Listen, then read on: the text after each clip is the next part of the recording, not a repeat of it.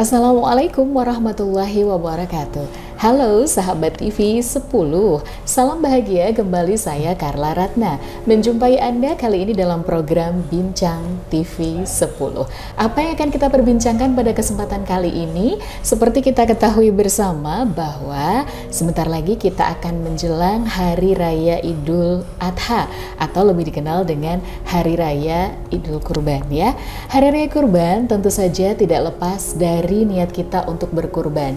Namun terkadang karena banyaknya penjual hewan kurban yang ada, membuat kita ini sebagai orang awam bingung untuk memilih hewan kurban yang sesuai, yang baik, dan tentu saja sesuai dengan syariat Islam. Nah, pada kesempatan kali ini TV 10 akan mengulas bagaimanakah cara memilih hewan kurban sehat dan penanganannya, memberikan informasi yang akurat untuk Anda, karena saat ini Carla sudah berada di kantor Dinas Ketahanan Pangan dan Pertanian Kota Surakarta. Dan telah bersama Carla kali ini Kepala Dinas Ketahanan Pangan dan Pertanian Kota Surakarta, Bapak Insinyur Eko Nugroho Isbandiarso Magister Sein. Halo Pak Eko, saya manggilnya Pak Eko ya, Pak? Pak Eko. Pak Eko, Ya. baik. Kabar baik Pak? Alhamdulillah. Alhamdulillah baik. Dinas Ketahanan Pangan dan Pertanian atau disingkat Dispangtan ini adalah organisasi perangkat daerah Kota Surakarta yang tugasnya itu menyelenggarakan pemerintahan di urusan pangan, urusan pertanian, termasuk juga peternakan dan juga urusan kelautan perikanan ya Pak ya. Baik. Apa yang akan disampaikan Pak Eko di kesempatan kali ini adalah menginformasi, mengedukasi untuk sahabat TV 10, terutama kaitannya dengan cara memilih hewan kurban yang sehat dan juga penanganannya ya Pak ya. Karena salah satu faktor terpenting dalam ibadah kurban itu adalah memberikan kurban yang terbaik. Nah, berarti kita harus memberikan informasi nih kepada sahabat TV 10 Pak. Sebenarnya penyakit-penyakit apa saja ya yang harus diwaspadai dalam memilih hewan kurban? Karena seperti kita ketahui sendiri nih yang beredar adalah penyakit mulut dan kuku ya Pak ya, yang harus diwaspadai. Nah, kalau dari Kepala Dinas Ketahanan Pangan dan Pertanian Kota Surakarta ini, bagaimanakah cara untuk memilih hewan kurban yang sehat, terutama penyakit apa saja yang perlu diketahui oleh masyarakat? Ya, matur suwun Mbak Carla. Untuk penyakit-penyakit yang biasa menyertai pada ternak ruminansia besar ataupun ruminansia kecil, ya, kambing, sapi, domba, itu antara lain untuk sapi ternak besar seperti sapi itu ada penyakit mulut dan kuku atau PMK, yang pada beberapa tahun yang lalu sempat merebak dan memang saat ini belum bisa tuntas sama sekali.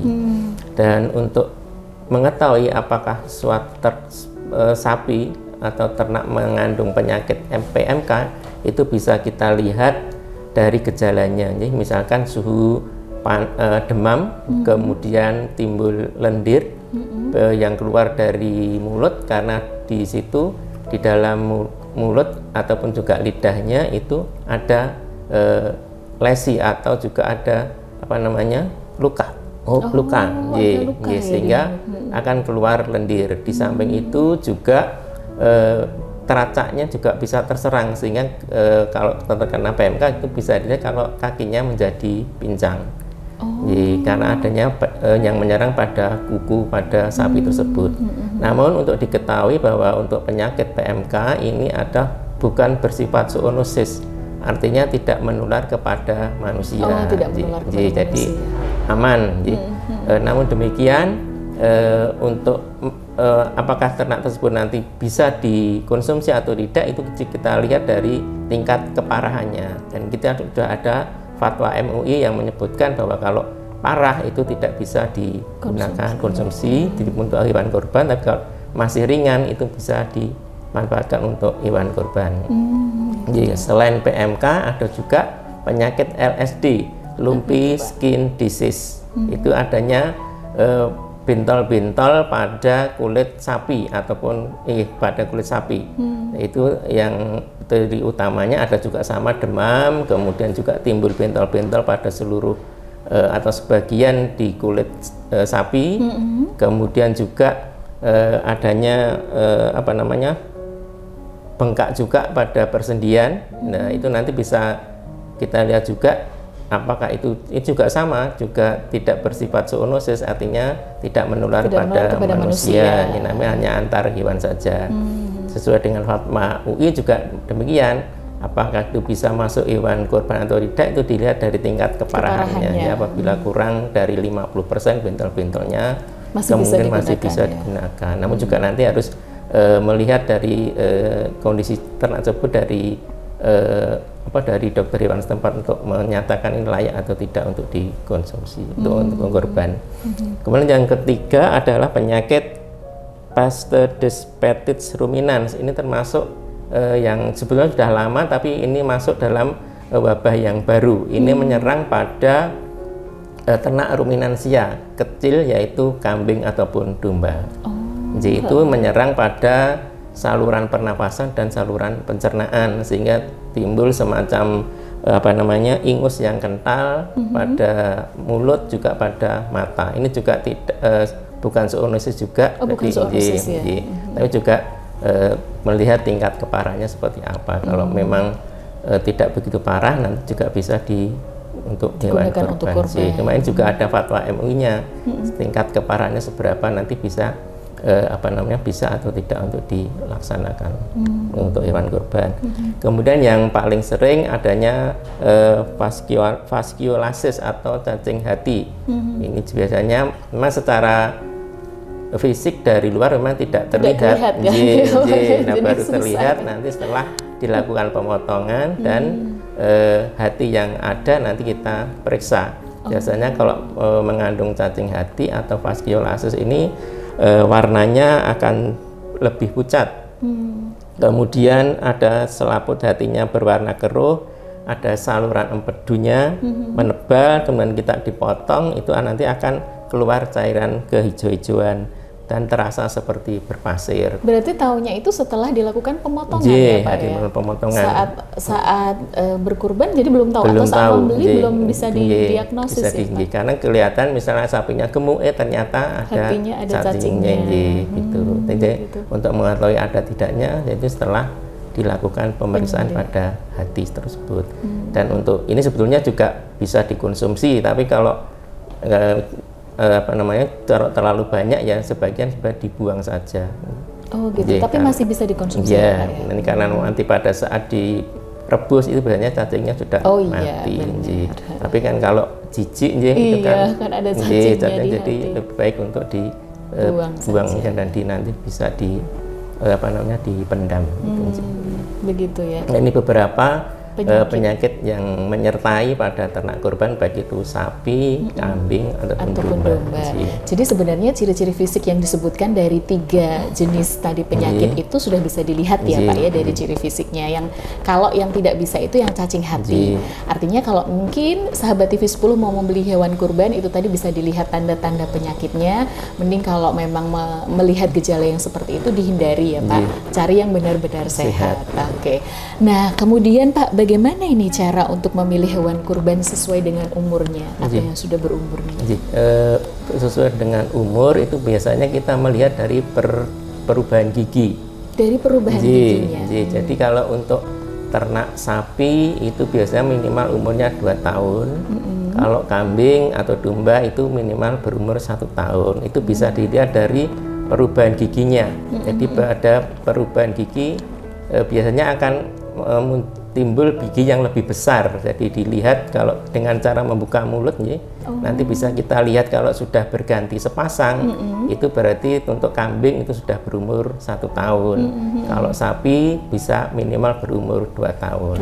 Jadi kita bisa melihat giginya. Jadi akan beda sekali antara yang sudah berganti atau belum. Karena untuk yang berganti itu akan bentuknya lebih besar. Nah, ini orang awam pun bisa ya Pak ya, bisa mengidentifikasi untuk hewan kurban yang memang sudah berumur atau sudah pas umurnya untuk kurban atau tidak. Istilahnya ya. Baik, kalau tadi kita sudah sampaikan ciri-ciri dari hewan kurban atau penyakit-penyakit apa saja yang menyertai hewan kurban yang perlu diwaspadai.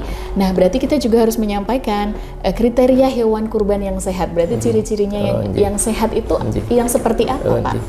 Mungkin secara fisik atau dari luar bisa kita lihat, Misalkan yang jelas tidak cacat fisik, artinya telinganya utuh, kemudian tanduknya juga utuh, kemudian ekornya juga utuh, artinya tidak bundel atau terpotong. Kemudian dari postur tubuhnya tegap, kemudian lincah dan aktif, bulunya bersih, mengkilap dan tidak kusam. Jadi kalau kelihatan bersih mengkilap itu berarti sehat.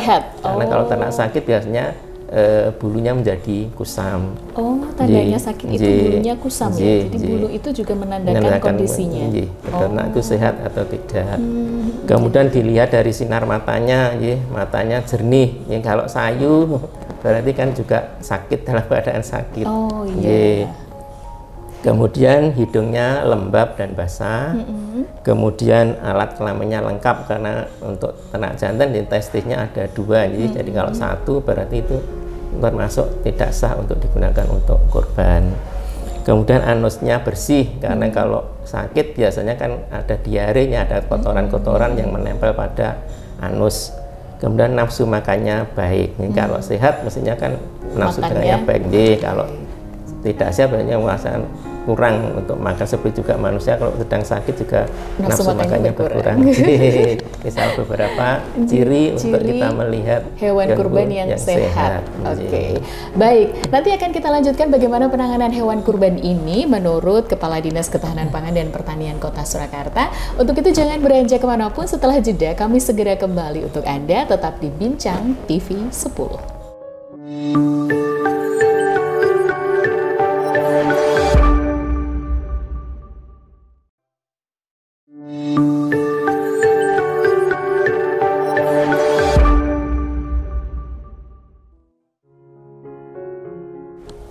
Terima kasih Anda masih bersama kami dalam Bincang TV 10, tentu saja dari TV 10 bersama saya Carla Ratna dan Pak Eko, merupakan Kepala Dinas Ketahanan Pangan dan Pertanian Kota Surakarta.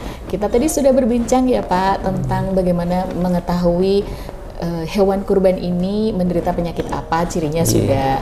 Kemudian bagaimana memilih hewan kurban yang sehat juga tadi sudah disampaikan oleh Pak Eko. Begitu juga umurnya bisa dilihat dari giginya ya Pak. Nah, kalau tadi sudah misalnya memilih sudah, terus bagaimana nih cara penempatan atau menampungnya Pak? Apa yang perlu diperhatikan dalam standar penampungan hewan kurban ini Pak? Matur nuwun Mbak Carla. Jadi biasanya kan pada saat sekarang kadang-kadang kan ada istilahnya tempat penjualan tiban secara yang ada di pinggir-pinggir jalan seperti itu. Memang untuk itu memang harus sangat kita perhatikan cara penampungannya atau tempat penampungan. Kalau di RPH kan jelas makanya kan ini kan berpengaruh juga ya Pak ya, misalkan yang di pinggir-pinggir jalan itu. Sehingga harapan kami kalau yang melakukan penjualan di tempat-tempat umum itu biasanya untuk penampungannya diharapkan itu terlindung dari sinar matahari ataupun cuaca panas atau dingin. Kemudian yang jelas harus bersih. Kemudian tersedia tempat pakan dan tempat minum. Kemudian juga ada tempat untuk penampungan kotoran sehingga juga tidak berserakan kotoran tersebut, karena dengan tempat yang kotor sebagai salah satu faktor untuk tumbuhnya suatu penyakit. Jadi benar-benar layak ya untuk hewan kurban itu sendiri ya Pak ya. Oke, kita sampai pada bagaimana cara penanganannya dan juga cara pembeliannya hewan kurban ini Pak. Aspek apa saja sih yang perlu diperhatikan dalam penyembelihan hewan kurban ini Pak? Yang pertama adalah halal. Halal dalam artian cara penyembelihan secara syariat Islam dengan pastinya seperti itu. Kemudian ihsan itu adalah penyembelihan hewan kurban dilakukan dengan cara yang baik, artinya tidak menyakiti hewan. Kemudian juga cara penanganannya juga baik, dan itu yang penting itu harus sesuai dengan kaidah kesejahteraan hewan. Artinya kita tidak semena-mena terhadap hewan, karena kita ketahui bahwa pemotongan yang dengan perlakuan yang tidak baik, adanya stres, kemudian cara penyembelihan tidak baik, itu nanti akan berpengaruh terhadap kualitas daging yang dihasilkan. Jadi bagaimana cara penyembelihan itu sangat berpengaruh terhadap kualitas daging ya, apalagi kalau terindikasi hewan kurban ini stres. Tapi saya beberapa kali melihat ada jagal ya, terutama yang hewan kurban besar nih yang seperti sapi itu kan ada yang metode penyembelihannya dirubuhkan. Nah, itu termasuk standar atau tidak, Pak? Standar, karena untuk perobahan kan juga harus diperhatikan juga merobohkannya yang tidak menyakitkan pada sapi. Nah, itu juga ada pelatihannya untuk para juru sembelih itu, dan juga bagi takmir masjid itu yang juga sudah kita latih agar nanti dalam proses penyembelihan terutama perobahan hewan itu tidak menimbulkan sakit stres pada sapi tersebut, sehingga harapannya nanti hasil dagingnya juga bagus. Karena kalau stres itu hanya hasil yang kualitas dagingnya juga lebih lebih keras atau kenyal gitu ya. Lebih atas, jadi ulet, memang untuk juru sembeli dan juga untuk yang takmir masjidnya ini perlu edukasi sendiri ya Pak ya, bagaimana memperlakukan hewan kurban ini sampai daging kurbannya itu benar-benar berkualitas bagus. Karena tujuannya adalah agar masyarakat ini kan mendapatkan hewan kurban yang bagus, yang berkualitas, artinya mendapatkan pangan yang berkualitas juga ya Pak ya. Kemudian yang ketiga masih ada satu lagi, yaitu toyib. Toyib yaitu cara penyembelihan dan penanganan daging dilakukan dengan baik dan bersih, dan di sini adalah menjaga sanitasi dan kebersihan pada saat penyembelihan sampai terjadi daging, sehingga diharapkan diperoleh daging yang asuh, aman, sehat, utuh dan halal. Itu standarnya ya Pak ya. Jadi untuk aspek yang perlu diperhatikan itu halal, ihsan dan juga toyib. Kemudian kalau tadi dikatakan bahwa harus bersih penanganannya sampai dapat mengkonsumsi manfaat yang banyak gitu ya. Berarti bukan hanya dari dagingnya saja yang bersih ya Pak, tapi otomatis kan petugasnya juga dan juga peralatan yang digunakan itu juga ada standar sendiri atau bagaimana? Ada juga. Jadi untuk para penyembelih juru sembelihnya itu juga dalam keadaan bersih pada saat melakukan penyembelihan, kemudian nanti pada saat pengulitan dan sebagainya itu juga harus bersih, artinya harus bercelemek. Kemudian juga ada penutup kepala. Pakai penutup kepala juga. Sehingga harapannya kan nanti tidak menimbulkan pencemaran ke dagingnya. Untuk terutama bagi nanti yang ibu-ibu nih yang biasanya membagi kembang nah itu ya harus harus pakai celemek, kemudian harus menutup kepala, menggunakan masker, kemudian juga diharapkan juga memakai sarung tangan. Sebetulnya diharapkan nanti daging yang dibagikan nanti juga akan berkualitas baik dan benar-benar higienis ya Pak.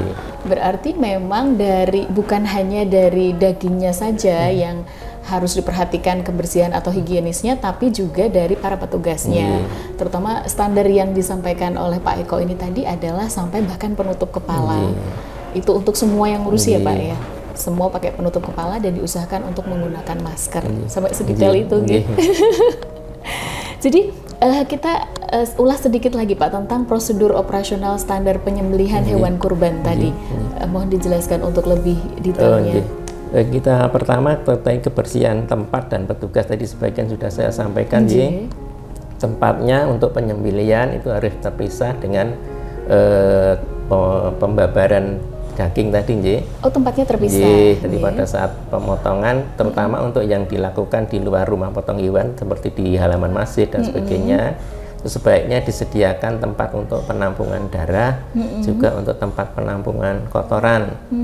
Karena biasanya kan untuk penghilangan jeroan, terutama isi rumen, usus dan sebagainya itu kan nanti akan banyak kotoran yang ada, sehingga sebaiknya dimasukkan ke dalam satu lubang yang nanti bisa ditimbun. Kemudian untuk pencucian jeroan itu sebaiknya tidak boleh dilakukan di sungai. Kan kebanyakan biar mudah, tidak bau gitu ya.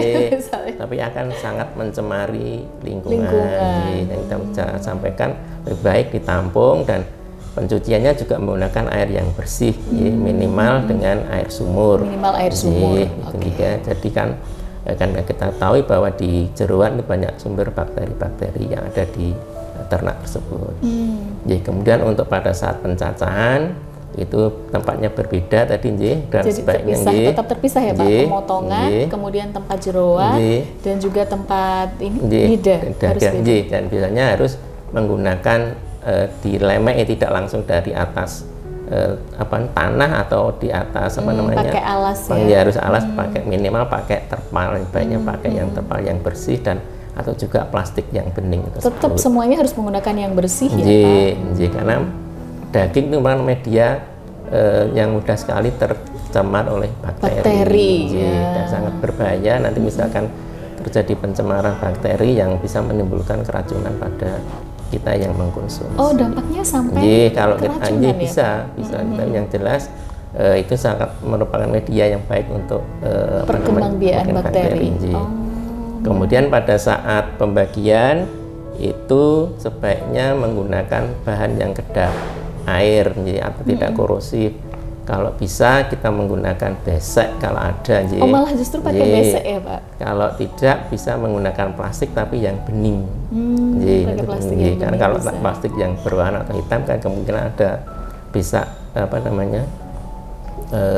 mencemari dari yang daging tersebut. Diharapkan plastiknya ada plastik yang bening.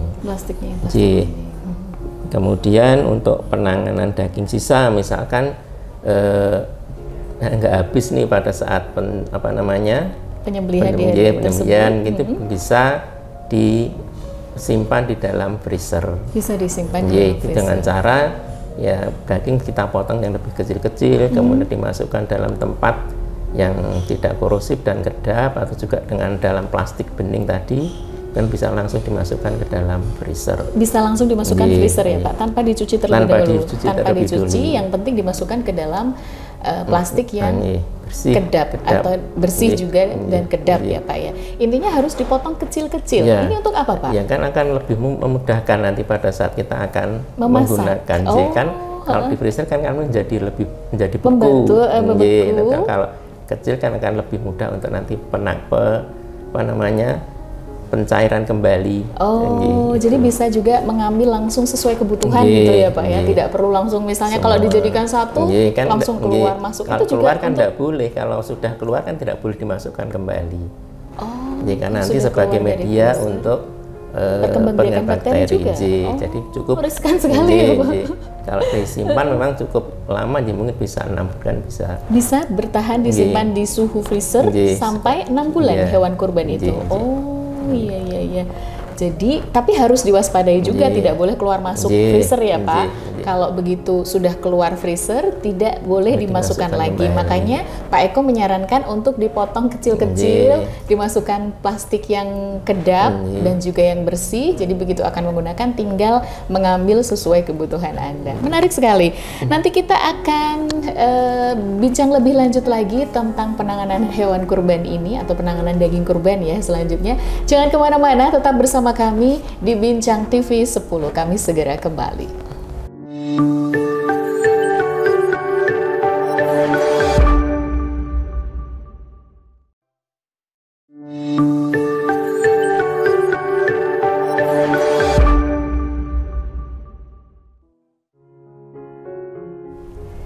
Anda masih bersama kami dalam program Bincang TV 10 bersama saya Carla Ratna dan Bapak Eko Nugroho selaku Kepala Dinas Ketahanan Pangan dan Pertanian Kota Surakarta.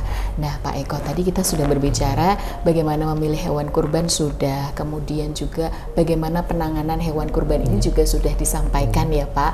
Nah sedikit menambahkan Pak, kita harus juga memberikan edukasi nih yang benar untuk sahabat TV 10, untuk masyarakat banyak, karena kita juga di-share lewat YouTube ya. Otomatis kan yang melihat bukan hanya yang ada di Solo Raya, tapi juga bisa di seluruh Indonesia, bahkan di seluruh dunia.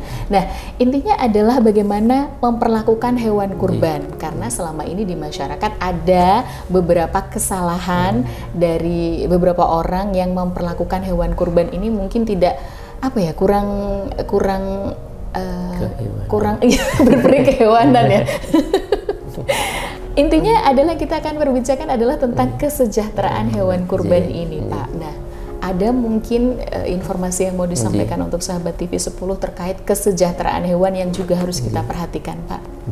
Matur nuwun Mbak Carla. Jadi memang untuk menangan memperlakukan ternak memang tidak boleh semena-mena, karena kita harus memperhatikan kesejahteraan hewan. Dan itu juga memang sudah diatur juga di dalam peraturan, tapi nomornya saya nggak hafal, tapi tentang kesejahteraan hewan. Jadi misal untuk ternak-ternak, terutama ini karena hubungannya dengan hewan kurban, kita pertama diharapkan nanti pada saat menyembelih, pada saat menuntun ternak, terutama sapi, itu tidak perlu ada menyakiti ternak. Misalkan kalau tidak mau jalan itu harus dipecut dan sebagainya, karena biasanya kan ada keloh, itu biasanya kalau ditarik kelohnya biasanya nanti ternak sapi terutama itu akan berjalan otomatis jalan sendiri, tidak perlu langsung ini memperlakukan. Kemudian juga pada saat perobohan ternak hewan sapi, itu diharapkan dengan teknik yang benar, itu mungkin sekali serimpung itu bisa langsung jatuh dan tidak menimbulkan sakit pada sapi. Jadi memang untuk juru potong atau juru sembelih ini harus menguasai tekniknya ya Pak ya. Kan biasanya ada yang karena terburu-buru harus segera pindah tempat, mungkin tidak menerapkan tekniknya, atau mungkin banyak juru potong yang dadakan Pak, ya kan? Dadakan di hari raya Idul Adha, itu jadinya mungkin tidak menguasai tekniknya atau bagaimana? Nah itu mungkin salah satu upaya dari kita juga mengadakan sosialisasi dan pelatihan pada teman-teman di Takmir Masjid se-Kota Surakarta, yaitu untuk untuk menjaga atau melaksanakan penyembelihan hewan kurban secara kesejahteraan hewan tadi. Jadi memang benar-benar hewan kurban ini kesejahteraannya pun harus tetap dijaga ya Pak ya, nggak boleh semena-mena ibaratnya begitu. Ada yang nggak mau jalan ditarik ekornya itu juga ada bahkan yang sampai karena hewan kurban nggak mau jalan terus sampai menyakiti seperti dicambuk dan lain sebagainya, itu diharapkan untuk tidak dilakukan meskipun bukan hewan kurban pun sebenarnya juga tidak boleh ya Pak ya. Dan selanjutnya tadi untuk pemotongan ternaknya, sapinya itu dipisahkan antara yang akan dipotong dengan yang belum dipotong, karena itu akan juga berpengaruh juga terhadap sapi yang belum dipotong. Biasanya akan timbul rasa takut atau sedih ya dari ternak sapi yang akan dipotong. Ini berlaku juga untuk kambing dan domba kah? Jadi harus dipisahkan antara tempat dia dieksekusi dipotong itu dengan yang menunggu antrian ini, menunggu giliran ini ya Pak ya. Tidak menimbulkan rasa takut pada sapi yang hewan pun juga merasakan hal tersebut. Ada kemungkinan seperti itu ya. Bicara tentang perikehewanan itu tadi ya Pak ya. Dan untuk tetap menjaga kesejahteraan hewan itu sendiri. Jadi ada baiknya tidak mencampur, kan biasanya ada tuh yang dijadikan satu gitu, yang antara yang mau dipotong dengan yang sedang dipotong. Itu tidak sebaiknya dipisahkan. Untuk menghindari seperti yang saya sampaikan tadi. Selain itu kan pada saat ini juga kebanyakan juga penyembelihan juga dilakukan di halaman masjid dan sebagainya. Jadi itu sebaiknya anak-anak tidak diperkenakan untuk melihat. Kenapa Pak anak-anak? Karena himbauan ya Pak ya untuk sahabat 10. Karena kita ketahui bahwa mungkin anak-anak kan belum paham, mungkin dengan melihat cara penyembelihan kan harus tahu sendiri takutnya dipraktekkan. Takutnya kita tidak tahu juga, kita nanti harus harus ada pemisahan antara kepala dengan badannya, ya kan dan darahnya juga banyak yang keluar. Nah itu mungkin bisa menjadikan trauma bagi anak-anak. Sebenarnya untuk anak-anak tidak melihat pada saat proses pemotongan. Bicara tentang hewan kurban tadi ya Pak ya, bagaimanakah cara kita untuk mengetahui hewan kurban ini sudah mati atau belum? Terkadang di lapangan itu kan sering terjadi, kita kan mungkin belum tahu pasti ini hewannya sudah benar-benar mati atau belum, terus setelah disembelih langsung dipisahkan antara badan dan kepalanya. Ini adakah cara khusus untuk mengetahui bahwa memang hewan ini sudah mati atau belum? Kemudian dengan melihat matanya, dilihat dari matanya, dengan dicolok gitu. Kalau sudah tidak bereaksi dengan sendirinya, itu sudah mati. Sudah mati ya. Jadi harus ditunggu dulu, dicek dulu. Kalau sudah sudah dicolok kemudian tidak bereaksi, itu berarti memang sudah mati dan langsung bisa dilakukan penanganan selanjutnya. Oh begitu. Jadi untuk masyarakat awam ini juga perlu tahu, apalagi yang mungkin Anda nanti akan membantu di masjid ya untuk penanganan hewan kurban ini. Jadi ada yang kadang-kadang itu belum tahu ini sudah mati atau belum gitu. Atau ada bahkan saya membaca beberapa artikel di mana ada yang langsung jantungnya langsung ditusuk itu, kemudian sampai darah hewan kurban itu menjadi lebih banyak. Itu seperti apa itu, Pak? Jadi kalau seperti tadi yang kami sampaikan, ditunggu sampai mati tadi, dan pada saat itu kan darah kan sebaiknya kan ditampung. Tadi saya sebutkan tadi adanya penampungan darah tadi, sehingga darah tidak tercacar kemana-mana. Jadi dibuat semacam lubang, yaitu nanti pada saat penyembelihan dimasukkan di dalam lubang tersebut. Oh, jadi memang disiapkan untuk lubang sendiri, itu untuk darah ya. Kalau untuk jeruan tadi? Jeruan tadi kan pencuciannya tidak menggunakan air sungai. Minimal pakai air sumur. Minimal pakai air sumur ya untuk jeruan. Sedangkan untuk darah itu disediakan tempat khusus yang dikubur, dibuat lubang. Oh, jadi kalau darah memang itu sepertinya lebih ini ya Pak ya, tidak bau juga kan. Biasanya ada yang melakukan ini tuh di halaman masjid atau di pekarangan dekat masjid, biasanya seperti itu ya penanganannya.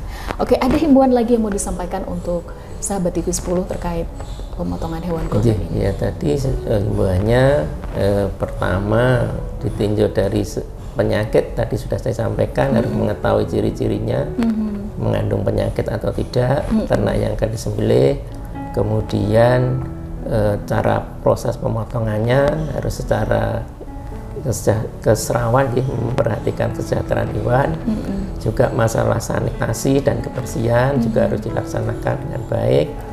Kemudian juga tidak kalah pentingnya adalah asal hewan tersebut yang harus sertakan adanya surat keterangan kesehatan hewan dari ternak asal. Oh, ini tadi belum dibahas ya Pak ya tentang asal hewan kurban ini. Karena ada, kalau tidak salah saya juga pernah baca, asal hewan kurban ini pun harus diperhatikan sebelum memilih hewan kurban ya. Karena kalau tidak salah harus dari wilayah hijau dan bukan berasal dari daerah atau kabupaten yang masuk zona merah atau terkonfirmasi PMK. Ini disertai dengan apa Pak yang menunjukkan bahwa hewan itu memang benar-benar sehat. Yaitu pakai surat keterangan kesehatan hewan SKKH dari daerah asal. Oh, ada SKKH dari SKKH dari daerah asal tersebut. Jadi asal daerah dari hewan tersebut pun harus diperhatikan ya Pak ya.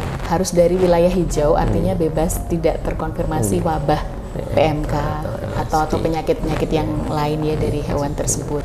Kalau tidak ada surat itu bagaimana Pak? Kalau tidak ada SKKH ini sebenarnya wajib ya. Dilakukan pemeriksaan ulang nanti di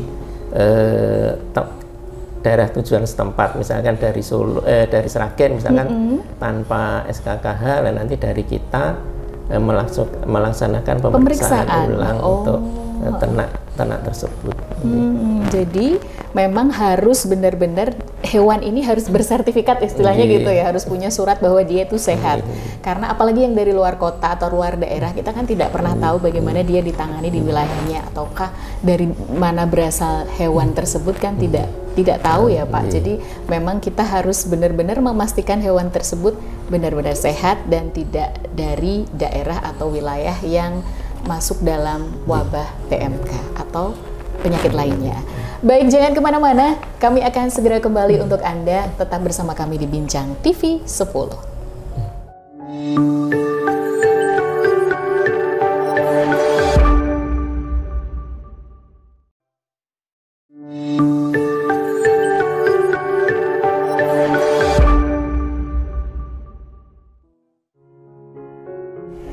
Bincang TV 10 bersama saya Karla Ratna, dan kebetulan di kesempatan kali ini Karla masih berkunjung di kantor Dinas Ketahanan Pangan dan Pertanian Kota Surakarta, menjumpai Kepala Dinas Ketahanan Pangan dan Pertanian Kota Surakarta, Bapak Insinyur Eko Nugroho Isbandiarso, Magister Sains ya Pak. Karena memang apa yang kita sampaikan kali ini berkaitan dengan mengedukasi masyarakat, terutama sahabat TV 10 terkait dengan cara memilih hewan kurban sekaligus juga penanganannya. Nah, di kesempatan kali ini juga kita akan bicara tentang upaya dari pihak dinas terkait, terutama dari Dinas Ketahanan Pangan dan Pertanian Kota Surakarta ini kaitannya dalam hal penanganan hewan kurban, Pak. Seperti apa, Pak? Apa saja ini yang dilakukan oleh dinas?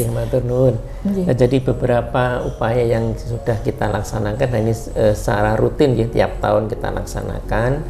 Pertama adalah adanya sosialisasi penyembelihan hewan kurban, juga pelatihan cara penanganan hewan kurban kepada takmir masjid ataupun pengurus masjid se-Kota Surakarta.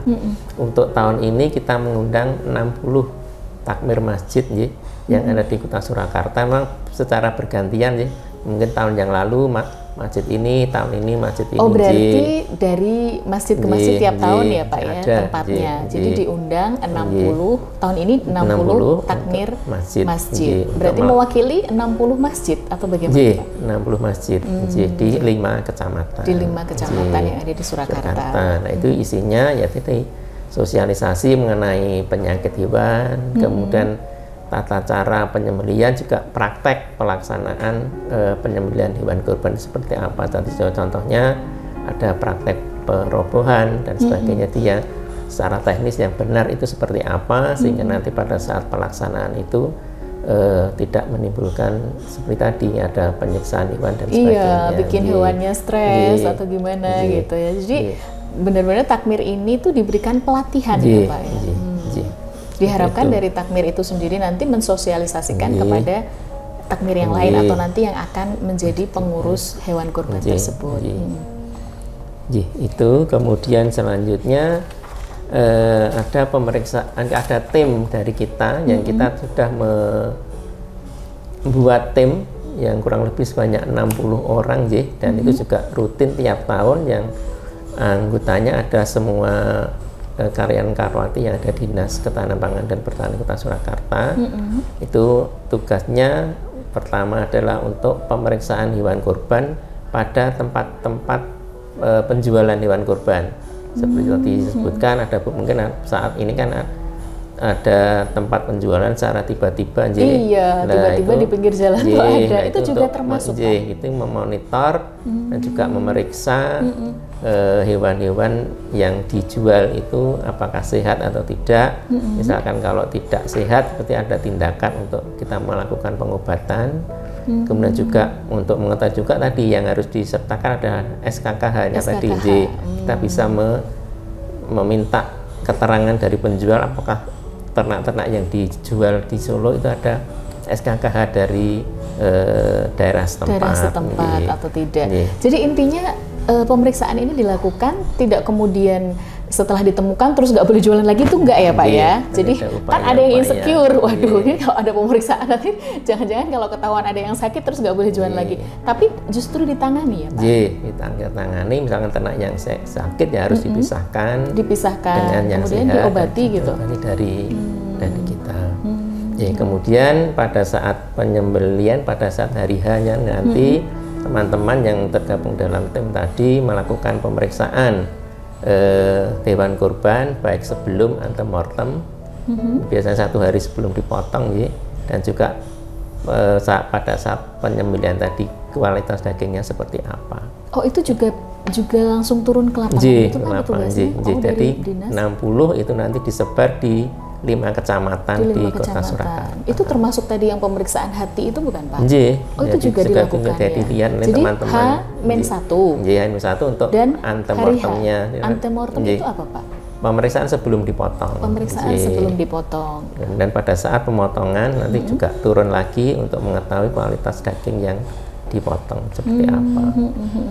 untuk mengetahui kualitas daging yang dipotong berarti di lapangan dilakukan pemeriksaan langsung hasilnya bisa keluar, Pak? Iya, kan secara fisik bisa dilihat seperti tadi untuk cacing hati bisa dilihat apakah itu layak atau tidak. Jadi teman-teman sudah dibekali ilmu pengetahuan bagaimana cara mengetahui ciri-ciri daging tanpa harus ke lab atau apa gitu, tapi bisa, sudah langsung bisa tahu ya, Pak ya. Karena misalkan terjadi keraguan-raguan, itu kan kita juga ada di masing-masing kecamatan itu ada koordinator yang berupa itu, selain juga ada masing-masing ada dokter hewannya, sehingga nanti yang bisa dari tim tersebut. Masing-masing disertakan dokter hewan kan, untuk bisa mengetahui layak tidaknya kan nanti dari dokter hewan tersebut. Jadi memang diturunkan tim tersebut 60, kalau di Surakarta 60 personil untuk 5 kecamatan. Jadi dari sebelum hari H, H-1 dan juga di hari H, terutama untuk mengecek kualitas daging tersebut.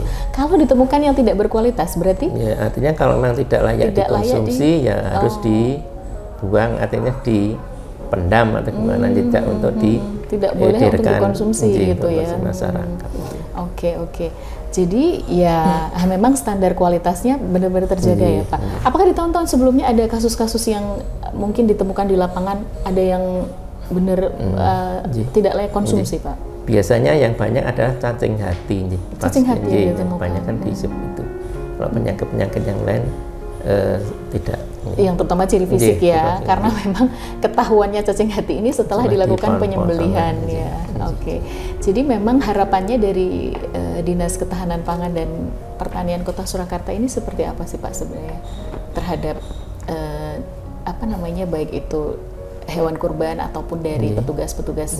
Ya, jadi harus kita perhatikan betul tadi mulai dari saat pemilihan hewan kurban harus kita perhatikan ternak tersebut sehat atau tidak, kemudian bagaimana nanti cara pemotongannya harus sesuai dengan prosedur secara teknis benar hingga tidak menyakiti hewan. Kemudian juga pada saat pembagian juga harus diperhatikan higienis dan sanitasi dari daging tersebut, dan juga dari kita menerjunkan tim yang tugasnya untuk mendampingi Bapak Ibu yang melaksanakan hewan kurban sehingga timbul rasa aman karena sudah kita melakukan pendampingan dan pemeriksaan, dan hasil pemeriksaan itu nanti ada semacam bukti kalau bahwa ternak hewan apapun daging tersebut sudah kita periksa, ada semacam bukti kalau petugas sudah mendatangi. Ada semacam berita acara gitu ya, Pak? Saya sampaikan kepada Takmin Masjid bahwa ternak yang dikorban itu layak konsumsi, berkualitas bagus gitu ya, Pak. Itu ada berita acara sendiri yang dibuat oleh tim dari Dinas Ketahanan Pangan dan Pertanian Kota Surakarta. Ini sudah berjalan berapa lama, Pak, kalau menerjunkan tim ini? Sudah lama, jadi sudah. Memang seperti itu standarnya. Setiap tahun, setiap tahun memang sudah ada dari zaman masih saya dulu tahun 90-an aja sudah ada. Pada waktu saya masuk di dinas ini awal sudah ada. Pak Eko dari tahun 90? Saya masuk 93. Dari 93 ya, sudah Pak? menjadi tim pemeriksa hewan kurban. Jadi turun ke lapangan juga ya, Pak? Iya. Iya, padahal di hari H ya, Pak, biasanya kan punya kesibukan sendiri dengan keluarga, waktunya berkumpul, tapi memang dari ini sebagai sebagai bentuk tanggung jawab ya, bertanggung jawab terhadap kualitas hewan kurban yang diterima oleh masyarakat. Jadi yang lain libur, kalau kita malah masuk. Tapi kan hari raya Idul Adha aja, Pak. Kita melaksanakan sampai hari Tasyrik ya kan, masih ada kadang-kadang kan masih ada. Tidak hanya di hari Idul Adha-nya aja ya. Kan kalau ada yang memotong pada hari Tasyrik ya tetap jalan. Begitu. Tidak hanya di hari raya Idul Adha-nya. Kadang-kadang ada yang memotong lebih. Ada yang H plus berapa itu baru dipotong. Itu tim terjun juga, Pak. Berarti itu apabila mau memotong H plus berapa itu harus menginformasikan ke minimal dinas. Kita ada informasi. Pasti akan datang ya, Pak, untuk dicek, untuk dibuatkan berita acara bahwa itu layak ya. Oke, baik. Hampir 1 jam kita lewati bersama. Mungkin ada pesan yang mau disampaikan kepada sahabat TV 10, Pak? Saya rasa tadi sudah, saya rasa cukup. Dari pemilihan dan lain-lain itu tadi sudah disampaikan. Terutama yang harus diperhatikan, sangat-sangat diperhatikan adalah kesejahteraan dari hewan tersebut ya, karena ini juga berpengaruh terhadap kualitas daging. Oke, baik, terima kasih banyak Pak Eko untuk informasinya, untuk ilmunya, kemudian juga semoga saja bermanfaat untuk sahabat TV 10 apalagi yang akan melaksanakan kurban. Yang jelas dengan apa yang disampaikan oleh Pak Eko tadi, harapannya adalah kualitas daging yang dihasilkan akan meningkat. Dengan meningkatnya kualitas daging ini akan meningkatkan juga kualitas protein hewani yang dikonsumsi oleh masyarakat, sehingga masyarakat akan meningkat kualitas hidupnya dengan mengkonsumsi protein hewani dari daging yang berkualitas dari daging kurban tersebut. Terima kasih untuk kebersamaannya. Saya Karla Ratna dan juga Bapak Eko Nugroho Isbandiarso selaku Kepala Dinas Ketahanan Pangan dan Pertanian Kota Surakarta undur diri. Kita ketemu lagi di lain kesempatan di Bincang TV 10, tetap di TV 10, inspirasi dan edukasi. Wassalamualaikum warahmatullahi wabarakatuh. Waalaikumsalam.